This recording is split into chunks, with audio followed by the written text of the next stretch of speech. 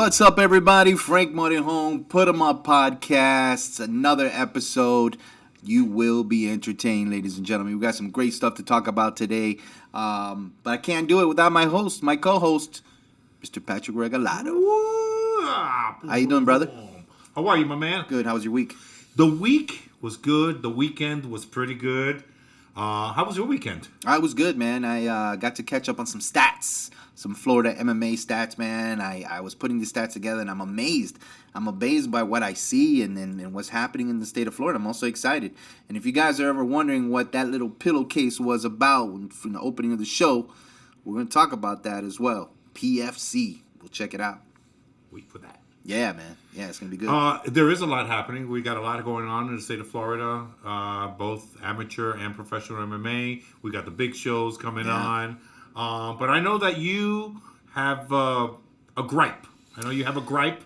You have something to get off your chest. I'm eager to hear what you have to say. Well, man, you know, I'm a guy who follows MMA, and I get all the stats together, and I follow the amateur as well as the pro. The pro, I think we've got it down packed. The Florida Boxing Commission has it down packed, right? Right. Because you're dealing with contracts. You're dealing with professionals, if you will. And so, last episode we talked about pro shows and pro promoters. I think we should switch it up this time and talk about the amateur shows and equally give it an equal attention than we do with the pro shows. I will say this, a disclaimer from last show. I kept saying that we had only 2 promotions in Florida. Absolutely. That added up to the 51 events. Now there's 52, thanks to your Combate Global. Thank you. But I kept saying there was 2. And I correct myself. There's actually 3 Florida promotions that made up those fights. Right. And it's Global Legion Fighting Championships. They're out of Miami. And the reason why I didn't mention it, even though I said it in the stats, right. I told you how many shows they had. They do boxing shows. I was trying to I forgot. I know they do MMA. But they do MMA. But they do boxing, and it kind of threw me off. And I was like, well, it was a boxing show. It was an MMA. So I definitely want to give credit to Global Legion FC. If you don't know anything about them, check them out. They're in Miami. They do some shows here locally, and they do pretty good. But yeah, I wanted to talk about the amateur world of MMA. And my gripe is, I don't know, it's not with the promotions. It's with the Florida Boxing Commission, man. And... yeah, I know. You and I, we've talked a little bit about this before, and you say it's the Florida Boxing Commission. I have a little bit to say. Perhaps it's the sanctioning bodies also that are not policing. Yeah, but that's my point. That's my point. The Florida Boxing Commission oversees the amateur sanctioning organizations, which the last time I checked, we had the Florida Boxing Commission allowed the licensing of 12 amateur MMA sanctioning bodies. We have 12 amateur MMA sanctioning bodies in the state of Florida that's licensed, right? And I think I can count with my hand how many we actually use in order for these shows to take place. To go on. Yeah, and there's just certain things. I'm just saying that the Florida Boxing has an obligation to police the sanctioning bodies in amateur, and then there's some stuff that goes on, man, that it just kills me. Then they allow it to happen. Man. Give us some examples. What are the top things that are really giving you this gripe? Man, well, first of all, the Florida Boxing Commission says if you're gonna put a flyer out there and it's an amateur show, that you have to state that it's sanctioned by an amateur organization. Right. Some of the flyers I see out there don't mention anything about Florida, and then of course there's nobody's policing that. The Florida Boxing Commission ain't scouring the internet or even Facebook or Instagram to say, they don't got this, or is there a fine for it, or whatever the case may be. But listen, if you're gonna say that they're supposed to do it and you don't follow up on it, like anything else, you go to your job. If people who do in the retail industry, or just go to any job, and your boss tells you to do something, you don't do it, you're gonna get reprimanded, right? Right. So it's no different, right? The Florida Boxing says you must put a sanctioning body on there, and they don't do it. So don't believe me. Go on Facebook. Look at the events and see if you can find something. Now, there are some that do it. Don't get me wrong. Before the hate mail starts coming and all this other shit, I'm not saying that all of them do it. I'm saying that there's some do it and some are getting away with it. Because what does it look for the fan? The fan is saying, oh, that's a great event, an MMA fight. So they think it's pro. Right. And there's nothing on that flyer that says it ain't. Right? Until they get there. But by the time they get there, we already spent the money. I already got my new suit, my new clothing, and I got the date, and I got all... By the time I get there, I'm like, holy shit, this is an amateur show, you know. But I'm getting charged like if it was a damn pro show now, right? So just little things like that. That's another thing that really just irks your soul when it comes to that. Man, I had pictures here on my, but it'll take too long. And listen, guys, this is our second show. We're getting everything ready. We're just testing the waters. We'll have people calling in. We'll have your voice and your opinions and everything like that. But the second one is, and I'm going into detail because I know these promoters. Some of them are my friends. Right. And when they came to me and they said, "Hey, what do you think about this? Help me with this," and I put my 2 cents in, and I help, and I spend time, I want them to do well. Right. I want them to do well. So another gripe I have real quick is there's a picture out there of an organization that basically, the referee has their shirt on. It has that. The referee has the sanctioning body shirt on? No. As the promoters. But you know what? We'll get into it. Let me cue up the pictures, and I'll show you visually what I'm talking about, and we'll take it from there. Ladies and gentlemen, don't go anywhere. We'll be right back. I promise you're going to learn some stuff on this next one. Now, can I cue up my shit?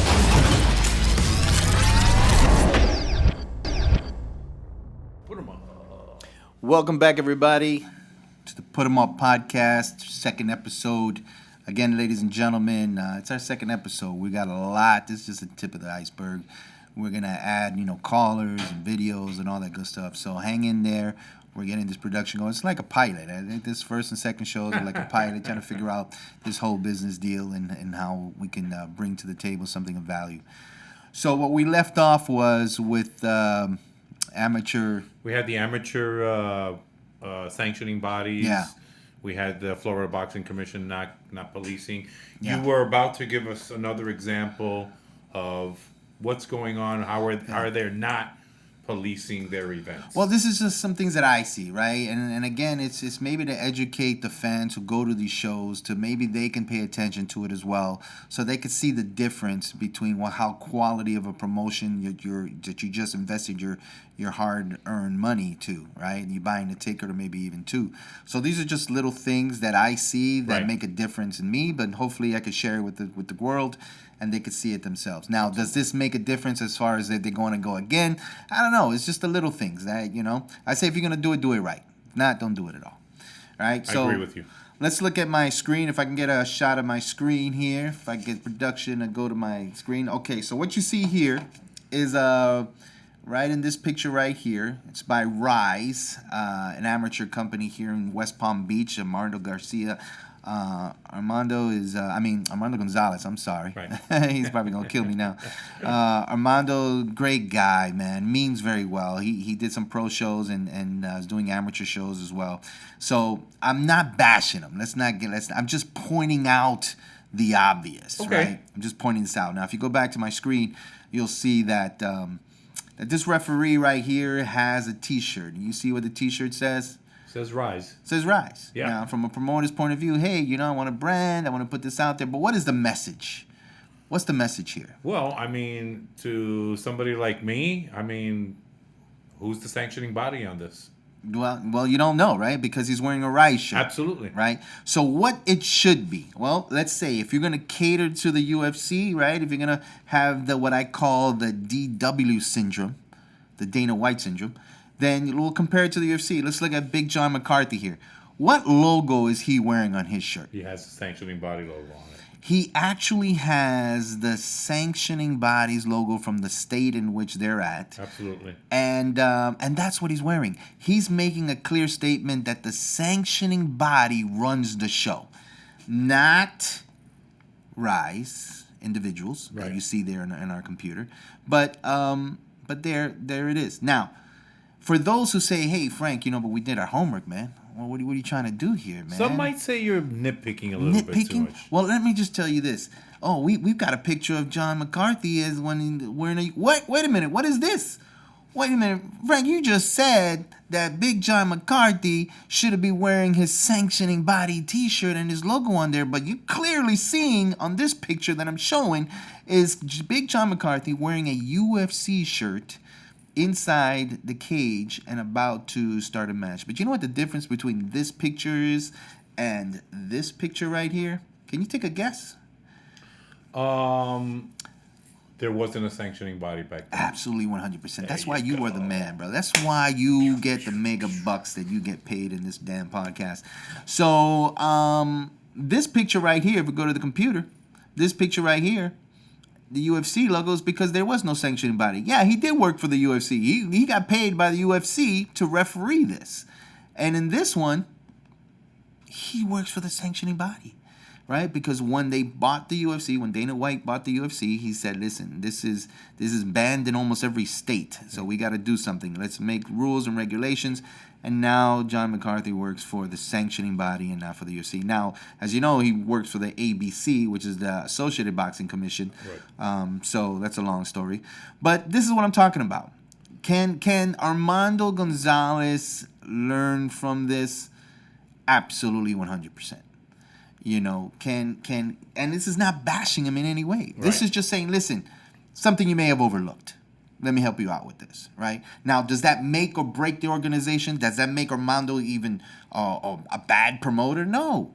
I'm just saying, if we're going to do this, let's do this right. Let's police this stuff up.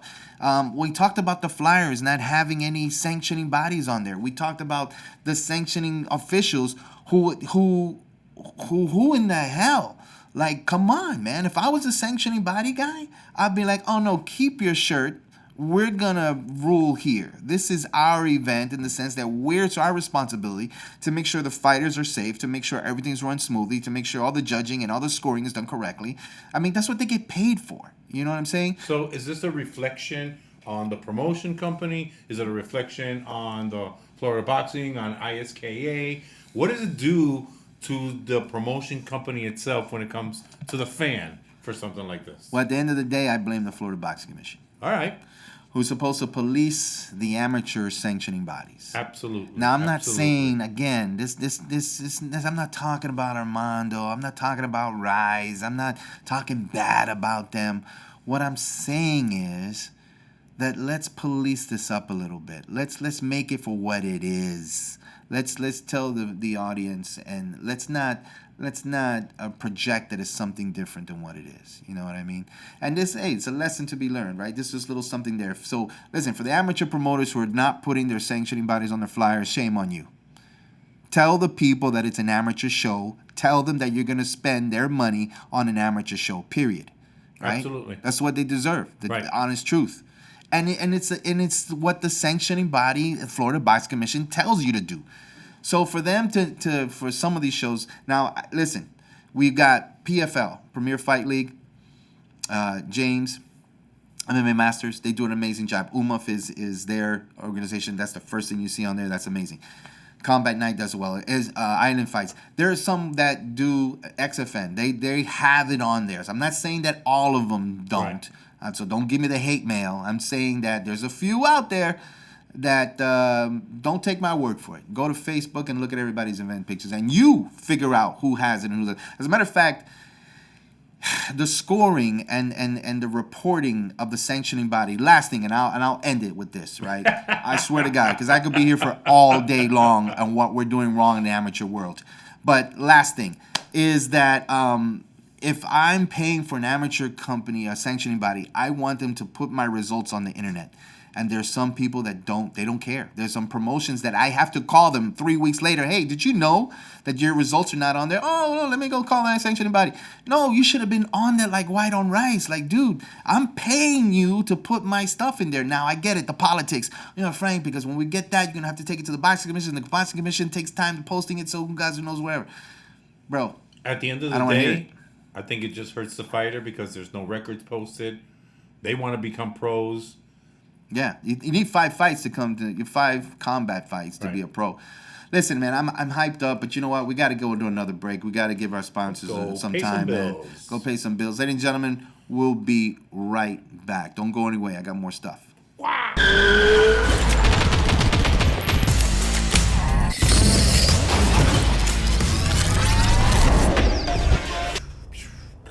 What's up, everybody? Thanks for coming back, man. I appreciate the love and the support. Again, second show, man, and we're just figuring things out. And definitely we'll have some callers. We'll have more videos to show. We'll have guests and all that good stuff.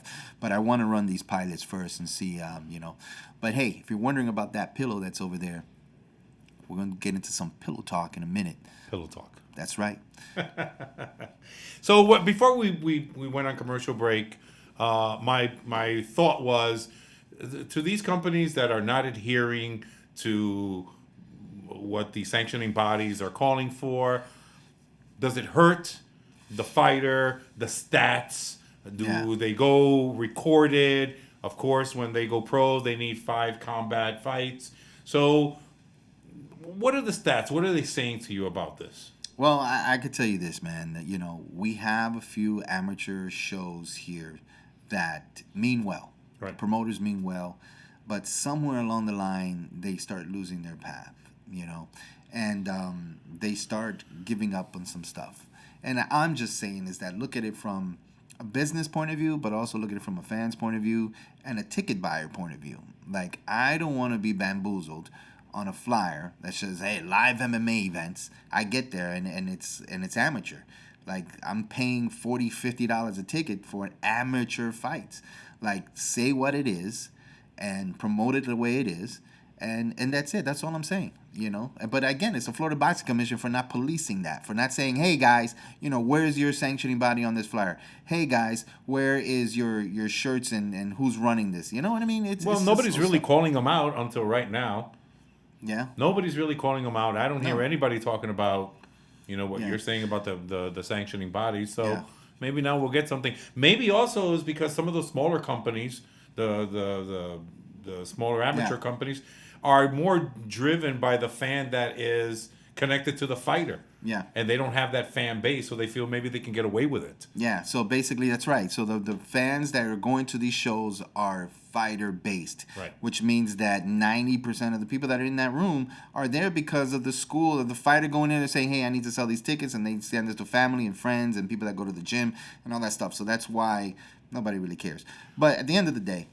And it's also why you go to an amateur event and you got one fighter that fights, and then half of the crowd leaves. Yeah, because they came for that one fighter. They didn't come from the promoter. If they came for the promotion, then they'll wait. Like the UFC. You don't see nobody leaving the fucking UFC. They always wait. But again, you set it up that way. The main event should always be the last, and that should be the bigger draw. I get how you set up the fight card and all that stuff, but there are some people that fight, and they'll leave and forget about the main event. And I'm like, Jesus Christ, they're there for the fighter as opposed to the promoter.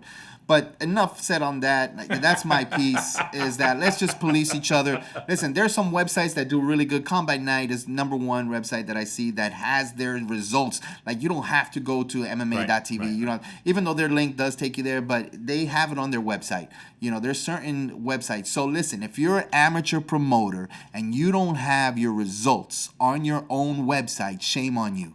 Shame on you. Because what you're projecting, what you're saying is that we don't give a shit about these fighters. What we care about is our shows and making money. And if I'm wrong, then prove it to me by putting your stats on your website so we can see who won and who lost. And give these fighters a credibility and what they need, the stats, in order for them to go pro. Because in the state of Florida, you need these 5 fights. Absolutely. So if your sanctioning body, like you say, hey, well, it's on the sanctioning body. Well, you hired the sanctioning body. It's your responsibility to make sure that the sanctioning body is doing their job. And part of the job is putting the stats on the website so that these fighters can get their chance to be a pro. Because what happens if it doesn't? Oh, now they're going to, I fought 5 times. No, you didn't. Well, I did. Now you got to go through loops and chains and all this other stuff in order to figure out what 5 fights you had. Not only that, you're, again, doing a disservice to your fighter, because if somebody that's interested in a fighter of yours is looking for some information on him and you don't have him on the website, you don't have his record, that guy may miss an opportunity. Yeah, so listen, it's not all promotion. I'm not talking about everybody. I'm talking about those few. And if you don't know who they are, look them up. Go to the websites and check out for yourself. Do your own homework. But shout out to the big boys, man. Island Fights, XFN, Combat Night, Absolutely. 305 Fights. I mean, these guys are, and even Deuce is Wild, man. Deuce is Wild. Absolutely. Amazing show. First time, bro. The guy, Israel did an amazing job. That fucking shit looked like it was a professional show. Everything. I could have sworn there was going to be a UFC fighter coming out of that ring any minute now. I was like, what? Where's Dana White at? Where's he at? I don't know where They had a great show. It was over at the Dania Beach Casino. Yeah, great venue, man. Great venue, great show. I mean, that's how you do it. You fucking started that way, and you keep them going. They've got another show coming up in December. Oh, good. But shout out to Rise, man. Rise FC. God bless him. I know Armando's doing the West Palm Beach, man. And He's let's trying. just hope that he spilled milkshake on his shirt. He just needed another shirt to. Got you. Let's talk about stats, man, real quick. Number 1 gym in the state of Florida. I want to give you 2 guesses. Maybe you could do it in one. Who do you think it is? Well, I already know who it is, but anybody would say either ATT or MMA Masters. But I'm going to go with Goat Shed. Well, you're absolutely right. You must be looking at my paperwork, brother. You must be cheating. Were you cheating when you were going to school when you were a kid? Hold on. What are you saying over there? Were you cheating? Goat Shed right here. There it is. Goat Shed. Go. Ladies and gentlemen, Goat Shed, number 1 school, and I'll tell you why. Because out of the 7 top fighters in the state of Florida who fought in the state of Florida, Goat Shed has 4 fighters on that list. 4 fighters. Now, here's just a most amazing thing about this, ladies and gentlemen. And if you're watching the screen, you'll see that pink pillow out there. We're going to talk some pillow talk in our next segment. Don't miss it. This is going to be crazy. When I tell you that PFC is the next big thing, you guys are going to freak out and figure out what that is. And I'll get back to it in a minute. Asim, Goat Shed. The brother is a black belt in Gracie Jiu-Jitsu, national coach of the MMA team, black belt in Taekwondo. I mean, you name it. This brother has done it. And it shows because the Goat Shed, man, it's out of Miami, Florida. They produce 4 out of the 7 people. Amazing team. I mean, it's just the stats speak for themselves. So what we did is that we took all the fighters, and these guys are 5-0, 6-0, and but here's the most amazing part. Asim was able to take Combate Global and capitalize on that relationship so they can have these fighters fight. Now, I'm going to get more into it, man, but, man, these people are telling me we got to go to another fucking break, bro. We got to pay these bills, Got to pay the bills. Jesus Christ. When we get back, we're going to talk about Goat Shed. We're going to talk about, these fighters and what an amazing jump they did to make this happen. We'll be right back. Don't forget about the pillow. There it is.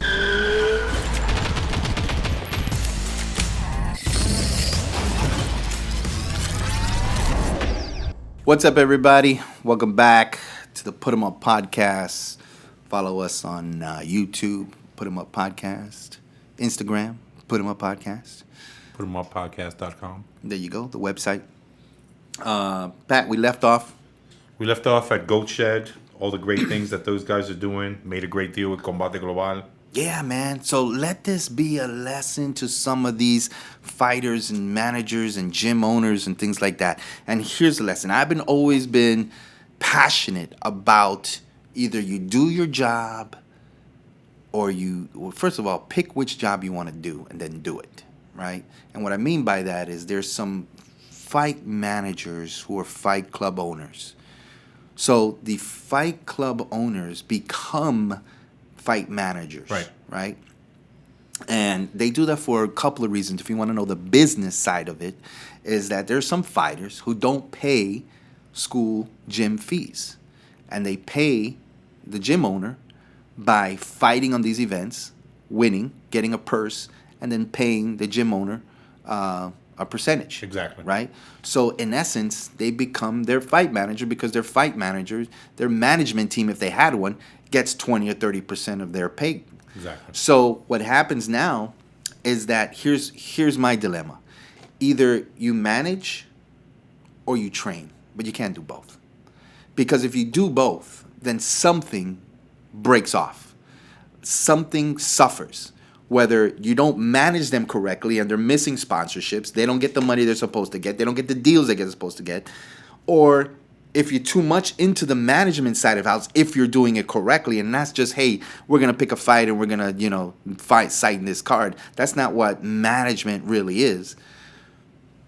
If you focus on that, then you're not focused on the training. So which one is it? So to me, it's like, listen, that's my dilemma. You can't do both. One of them is going to suffer, right? But let's take a lesson out of Asim's book. Right. Asim is a black belt in Gracie Jiu-Jitsu, has his school, his train, it's the GOAT shed, which GOAT we all know means the greatest of all times, right? That's the GOAT.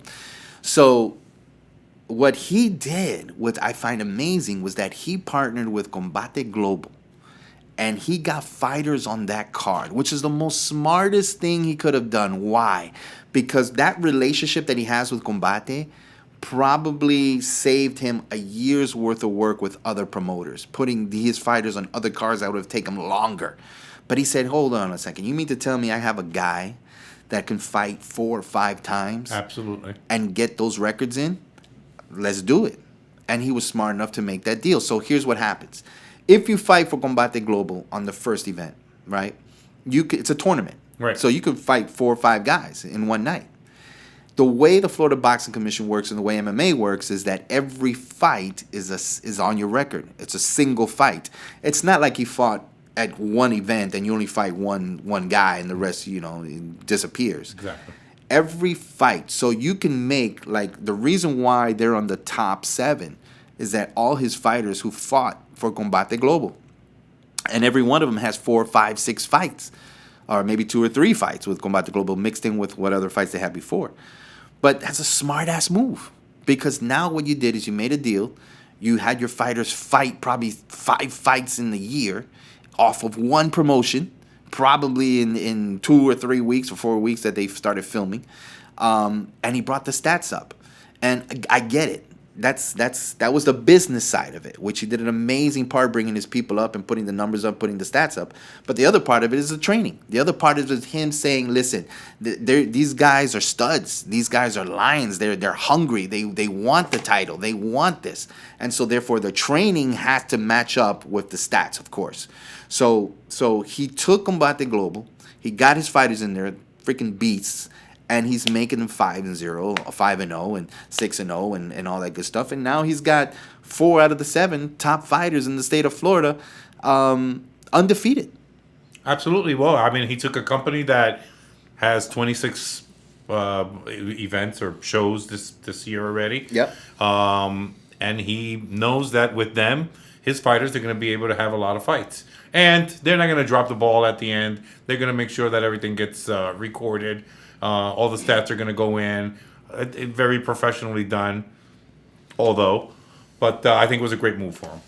Yeah, let's mention the fighters, man. Let's give him some props. Absolutely. Adrian Garcia. I mean, let's go to the computer here real quick. We got Adrian Garcia.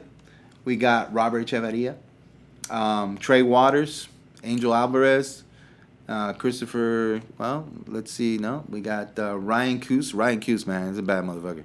But you know what I'm looking at here also is that these gyms, man, the gyms have changed. No longer are we seeing American Top Team, and these are the top 7 guys who are undefeated. So what? Let me just be real quick with you. Right.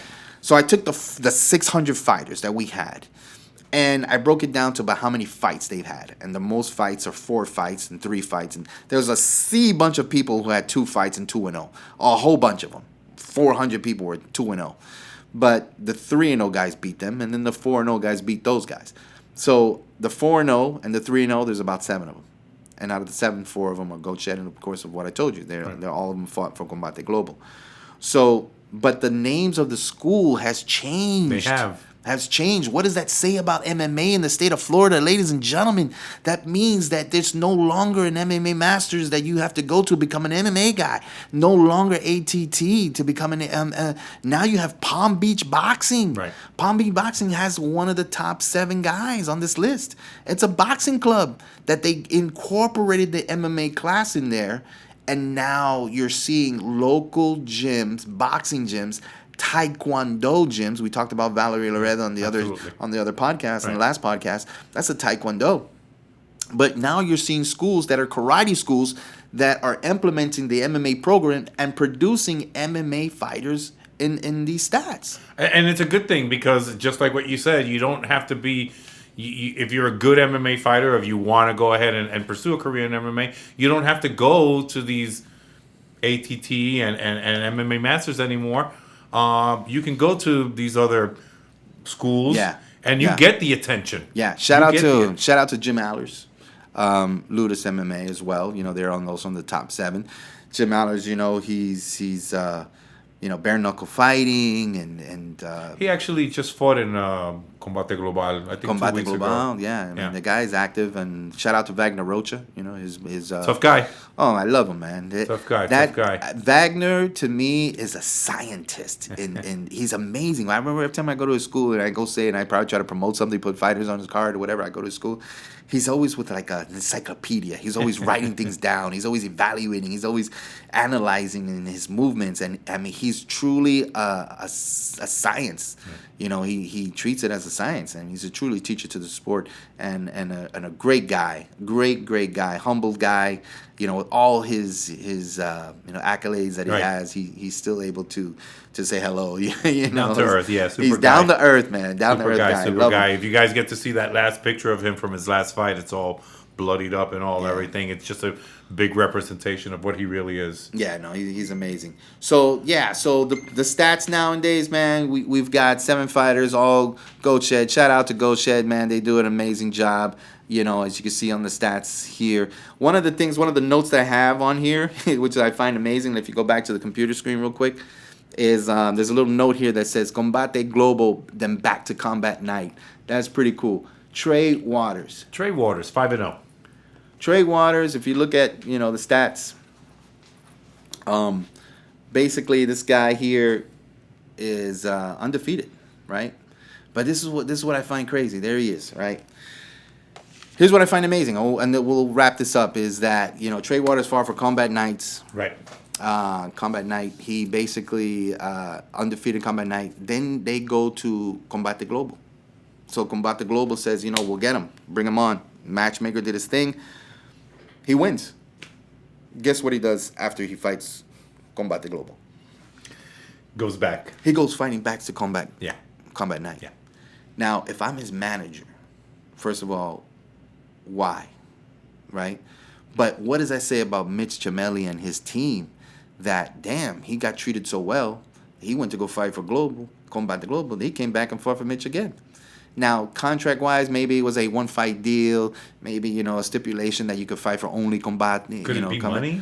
Could be money. We don't know the back end of that story. But to see somebody go from local to regional back to local, and normally when that happens with the UFC is because you fought 3 times and you lost. But this guy won. But this guy won. He's actually undefeated.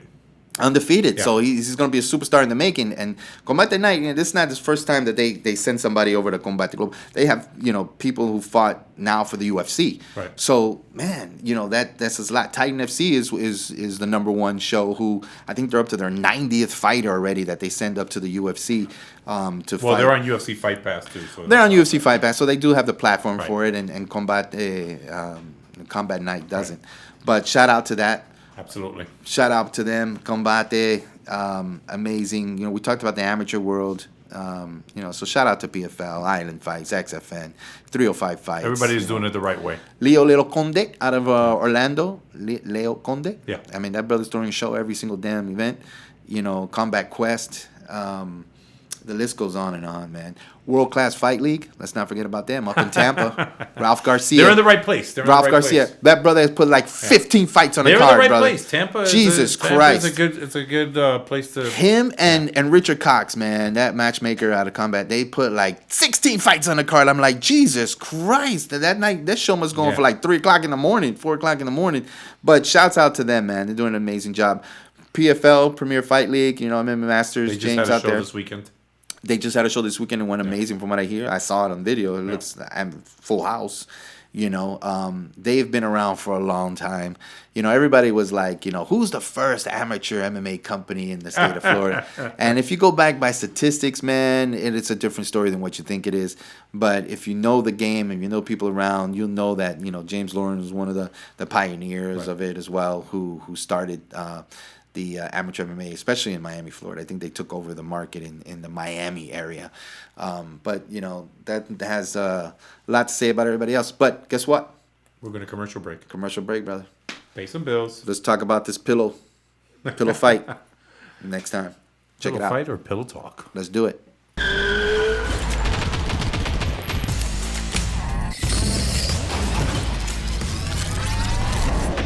everybody? Welcome back to Putemup podcast. Follow us on all the social media channels: YouTube, Instagram, PuteMupPodcast.com. Go check out our shows. Check out the shows, man, on YouTube. We're gonna close this segment, man, but I know you guys been peeking. If you're watching this video, you'll see there's pillow that says PFC on it. And it's been out there, and people have been wondering, what the hell is that all about? I've been wondering all show, too. Well, let me tell you, brother. This is why people tune in, man, to get the inside scoop of what's about to happen in the state of Florida, man. Listen, this is an amazing story. Ladies and gentlemen, I got a phone call. Let me tell you what happened. I got a phone call by the vice president of Fight TV, and he says, Frank, I got a couple of guys, great bunch of guys, have a vision. They're committed and dedicated to the cause, and they have this organization called PFC. And if you can, help them, guide them, show them the ropes in Florida. They've done a show already in Florida, so they're not new to the game. They just needed a little push to be introduced into the fight community, but they've already dealt with the fight community in their last show.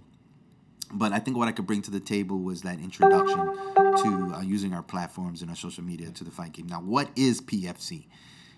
That's the big question. When I heard about PFC, I said, okay, what does it stand for? Pillow Fighting Championships. Ladies and gentlemen, you heard me right. It is Pillow Fighting Championships. Now, when I first heard that, I said, okay. Like everybody else's response was, you got to be kidding me. What the fuck? Yeah, what the hell is going on here, right? Let me tell you a little bit about PFC, man. First of all, when I did my homework, I was shocked. I was shocked that this is something that I didn't see coming.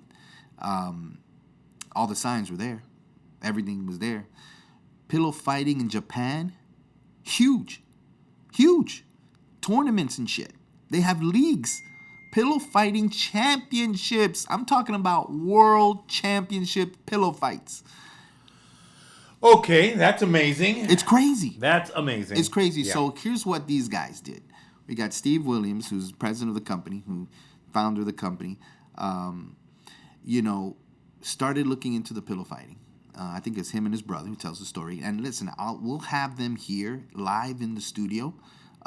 They have a show coming up January 29, 2022. We're going to have them here live in the studio so they can tell their amazing story and their journey and their travel and making this happen. But let me tell you, from a business side point of view, man, they got more views than Bellator did. They got social media followers more than any other local MMA company that I know of here in the state of Florida. And not just subscribers, but followers and subscribers. So, that's two different things. But it's an amazing art. Now, I'm going to show you some video. I think the best way to do it is show you the video. Well, that's what I'm waiting for. But before I do that, I want to say that I did my homework on it. I found out that Japan is huge with pillow fighting, that there's leagues around the world. UK, United Kingdom, they have their own pillow fight league as well. So this is a something that from kids that we used to do playing at the house, right? And now it's a sport. Now it's a professional sport. But you know what? That's no surprise. That's no surprise. Look at tag. Right now, tag is on ESPN. Are you fucking kidding me? Tag, what you used to play in school, now is a multi-million-dollar sport with ESPN and multi-million dollars in sponsorships for tag. Right. And let's talk about Squid Games. How much money has Squid Games made? Billions of dollars on the network, right? For fucking red light, green light. I used to play red light, green light when I was a kid. Now they take that concept, a kid's game, and making millions off of Squid Games. Millions, billions, if anything. So you got tag, you got red light, green light. So why not pillow fight, right? Okay. Pillow fighting is entertainment. It's an entertainment sport that they're getting these MMA fighters, these jiu-jitsu guys. And let me tell you, if you haven't got hit by that pillow, which I think I should hit you a couple of times with it, man, just so you can see what it feels like. All right, and vice versa. If you haven't got hit by that pillow, it's a pillow that they patented themselves. Right. So if you're not in the concept of pillow fighting, check this shit out. This is amazing. I'm super excited to interview them when they come because I have a whole bunch of questions to ask them. Let's go on my computer real quick and let's see what we got here. Let's get on my computer. Where's my team at? There you go. All right, so let's just start it off with, where's my computer? You guys got my computer? Is it on? Okay, here we go. Hold on a second. Let me get this battery running low. All right, here we go. So let's start off with Japan. Look at this, ladies and gentlemen. Check this out. This is pillow fighting in Japan.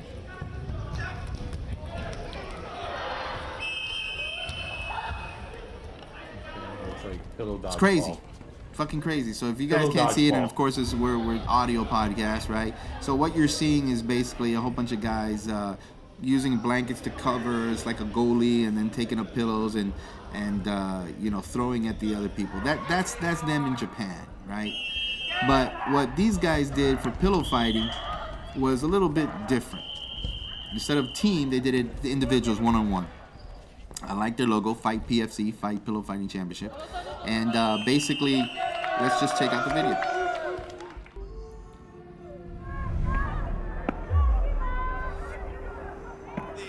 So this fight here, And it is an honor to have them here tonight, here in the ring. ring announcer, Done their duty. inside the cage, production is there, United States Marine. fighters, the stats, jiu-jitsu fighters. It's all legit. It's all legit. If you see these guys training, you would swear they're training for the Olympics. It's an amazing art form that you need in order to fight with pillow fighting. But let's speed it up a little bit. Let's get these guys into the cage and let's see some real fighting. There they go. Now this is a Marines, it's like a grudge match, which is probably the theme that they're looking for. Is maybe cops versus firefighters, Marines versus Army, So how do they versus match them up? I mean, obviously there's no weight classes here, or is there a weight class? How are they matched up? Yeah, there's no weight class. I think mostly by size more than by weight. But what I'm seeing and I'm realizing that the heavyweights, they have power, but they can't go the distance. I think it's 3 rounds, 5-minute rounds. Could be 2 rounds, but this one's gonna be a championship fight. This one is we go back, take it from there. So this one's gonna be. Look them up, PFC. Pillow Fighting Championship. Right, well, they're they're on Facebook. gonna have something coming up in January. So Yeah, January 29th. They're gonna be one in Miami and here in Florida. But we're gonna have them on board before their event. We're gonna bring them into the studio. We're gonna talk to them. We're gonna talk live. But if you haven't checked them out, check them out now. PFC, FightPFC.com is the website. FightPFC.com. Check them out on Facebook at FightPFC as well, Twitter and Instagram. But you won't be disappointed. This is a hell of an entertainment, and what's amazing about it is that anybody can do it. Anybody can sign up and fight. So if you want to sign up for this tournament, you can go to fightpfc.com and sign up on their website to be a fighter in this event. It's going to be huge. It's going to be amazing. Are these guys getting paid? Yeah. Everybody's getting paid, and great question. $5,000 to the winner of the tournament. You heard it right, ladies and gentlemen. $5,000 to the winner. So not only are you going to get paid to show, but you got a purse of $5,000 for pillow fighting. If you haven't checked it out, trust me when I tell you, check them out. FightPFC.com. Let's wrap it up. Patrick. Thank you for having us by. It was a great show. We have some Florida stats going on. Yeah. You anything with the UFC? I guess we got to wrap up the show. Yeah, we got to wrap it up. We can go ahead and get some UFC stats going on the next show. Damn, I think we should make this show like a fucking hour, man. Because there's so much shit we got to talk about, man. We got the inside scoop. I can't close the damn show. Every time I got to. It's crazy, man. Absolutely. But we'll figure this out. Ladies and gentlemen, thank you for showing up again. We've got so much to do, so much to share. Follow FightPFC.com. Thank you for all the amateur shows, all the promotions that are making in the state of Florida. We thank you. Without you, we couldn't do what we do. So check us out at PutemuppPodcast.com, Putemup Podcast, and all our social media channels. Thank you guys. For Patrick Regalado and myself, be safe, be cool, and we'll see you at the fights. Thank you. See ya.